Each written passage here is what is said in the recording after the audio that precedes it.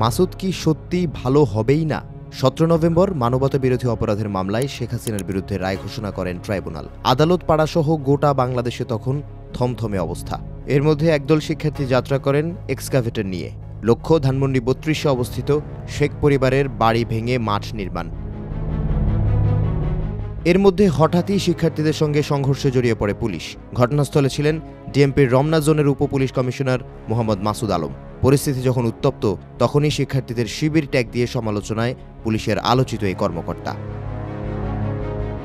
সম্প্রতি daily campus টাইমসে প্রকাশ করা হয়েছে এই সম্পর্কিত প্রতিবেদন, যেখানে উল্লেখ করা হয় ছাত্র জনতার উপর লাঠিচার্জের পর ঊর্ধ্বতন কর্মকর্তার সঙ্গে ডিসি মাসুদের ফোন আলাপের একটি ভিডিও সামাজিক যোগাযোগ মাধ্যমে ভাইরাল হয়। ভিডিওতে ডিসি মাসুদকে ফোনে বলতে শোনা যায়, এরা তো শিবির তো স্যার, আমাদের এখানে নতুন কিছু ফোর্স লাগবে। প্রতিবেদনে উল্লেখ করা হয়, ধানমন্ডিতে যখন দফায় দফায় সংঘর্ষ হচ্ছিল, ঠিক তখনই 32 নম্বর রোড অভিমুখে ভিডিওটি ধারণ করা হয়। পরবর্তীতে তা সামাজিক যোগাযোগ মাধ্যমে ছড়িয়ে পড়ে। বিশ্ববিদ্যালয় পরিবার নামে একটি ফেসবুক পেজ থেকে ভিডিওটি পোস্ট করা হয়, যাতে ক্যাপশন ছিল, কোনো আন্দোলন দমনের জন্য শিবির ট্যাগ এখনও কার্যকর। এ বিষয়ে ডেইলি ক্যাম্পাসের প্রতিবেদক একাধিকবার যোগাযোগের চেষ্টা করলেও কল রিসিভ করেননি তিনি। মাসুদ আলম বিসিএস পুলিশ ক্যাডারের 28তম ব্যাচের কর্মকর্তা।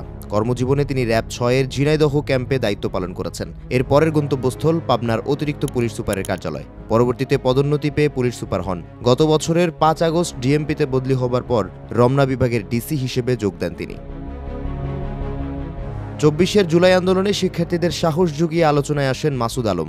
আগে আমাকে মারতে হবে, তারপর যাইতে হবে, এই ভাইরাল বক্তব্য দিয়ে হেলমেট বাহিনীর বিরুদ্ধে অবস্থান নিয়েছিলেন তিনি। যদিও চলতি বছর বুয়েট শিক্ষার্থীদের আন্দোলনের সময় তার হাতে এক শিক্ষার্থীর মুখ চেপে ধরার ছবি প্রকাশ পায়, যা নিয়ে ব্যাপক সমালোচনা তৈরি হয়।